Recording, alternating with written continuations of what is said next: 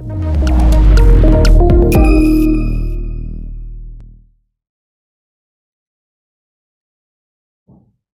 misalnya datang ke Singapura, ya. Kebetulan pelayanan di bandara pertama datang tuh saya tahun 1990 lah ya. Kok rasanya sulit berkomunikasi dengan setiap orang gitu. Kayaknya semua orang itu nggak welcome sama kita. Masuk hotel, arah kiblat nggak ada, mau sholat bingung. Mau cari makan halal bingung. Terus waktu mau ngantri dibentak orang ya. Mungkin karena kita nggak tahu ya kalau harus ngantri. Dan lain-lain dan lain-lain. Pulang dari Singapura mungkin saja saya menyimpulkan, oh orang Singapura itu rasis itu. Terus saya menyebarkan kemana-mana atau kalau diceritain, kalau cerita ke anak dan lain-lain, hati-hati ke Singapura orangnya rasis. Nah ini namanya adalah fallacy of over generalization, fallacy of dramatic instance. Ini sangat sensitif ya dalam pergerakan sosial itu, dalam berinteraksi sosial ya. Hampir semua bentuk rasisme itu bermula dari kesalahan berpikir ini, overgeneralization atau fallacy of dramatic instance. Hati-hati dengan melabeli ya. Orang suku ini pelit, orang suku ini misalnya apa namanya, seperti ini, label-label seperti itu. Jangan-jangan itu fallacy of dramatic instance. Dalam hal itu jatuh ke prasangka, kalau dalam agama itu dosanya bisa besar sekali. Misalnya kita mengatakan orang Singapura itu rasis. Ternyata ada 4 juta orang Singapura yang nggak rasis. Maka pahala kita itu ditransfer ke dia, dosa dia ditransfer ke kita. Berhati-hati dengan prasangka.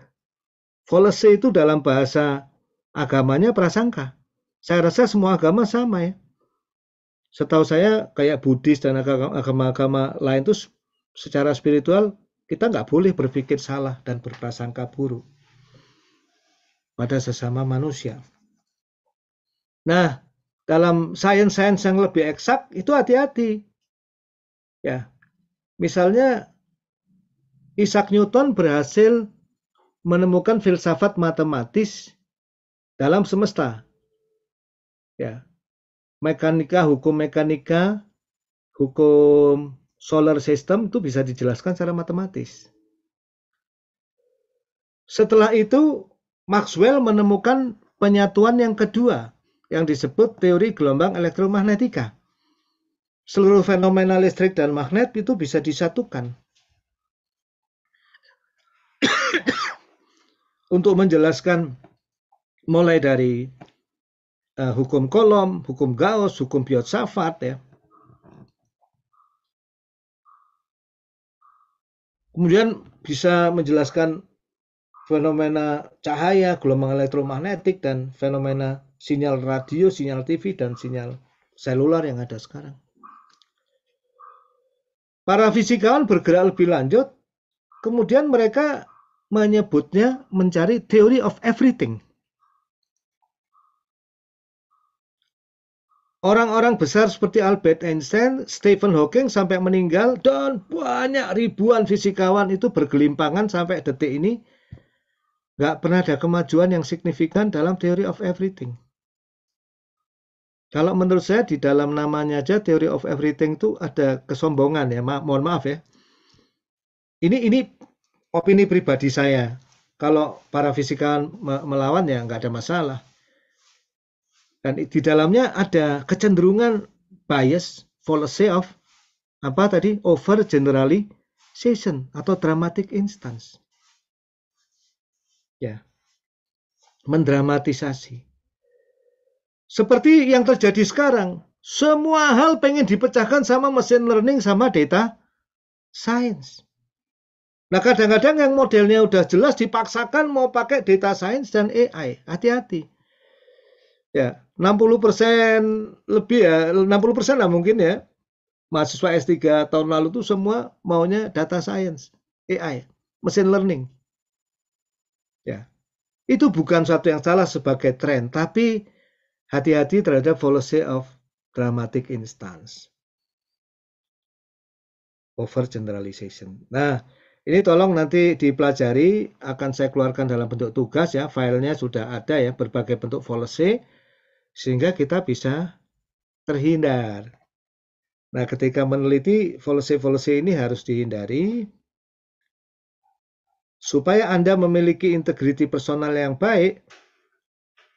Fallacy-fallacy itu tidak harus hanya dihindari hanya untuk penelitian ilmiah, tapi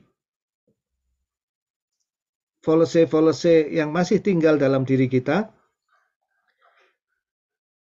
seperti rasis dan lain-lain, ya. Misalnya ada yang banyak ya, contoh-contoh di sini yang bisa Anda pelajari ya. Fallacy circular reasoning. Misalnya dalam menjudge bahwa orang miskin itu cenderung malas, sehingga tidak bisa memiliki tingkat intelektual yang tinggi. Nah, di situ ada sebuah perdebatan ya. Ternyata ada circular reasoning yang ada di dalamnya, itu ada kesalahan berpikir ya. Seorang ilmuwan menemukan bahwa seorang miskin kebanyakan tuh nggak bisa mencapai tingkat pendidikan yang lebih tinggi karena nggak ada fasilitas. Jadi ada missing link, yaitu sebab esensial. Bukan miskin itu menjadi sebab bodoh, tapi miskin karena miskin nggak punya fasilitas, karena nggak punya fasilitas ya nggak bisa berkembang. Nah, jadi menata pikiran seperti ini sangat penting baik untuk penelitian saintifik maupun untuk integriti personal kita ya. Kita harus mencoba membongkar juga kesalahan berpikir itu sehingga kita bisa menjadi manusia yang lebih baik, lebih benar. Ya, mudah-mudahan lebih selamat juga dunia dan akhirat.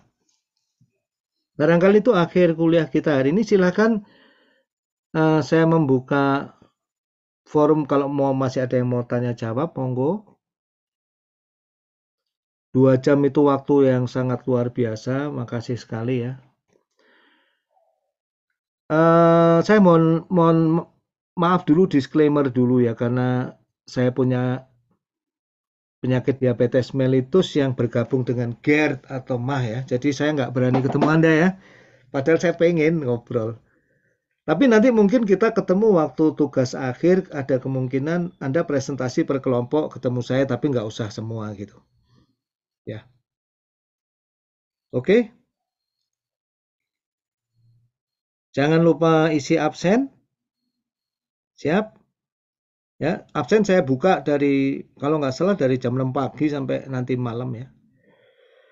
Hari ini kita nggak ada tugas ya, nanti tugasnya tugas untuk seminggu insya Allah ya. Barangkali gitu dulu, mohon izin kalau nggak ada yang tanya. Selamat beraktivitas. Assalamualaikum warahmatullahi wabarakatuh dan salam sejahtera. Selamat pagi.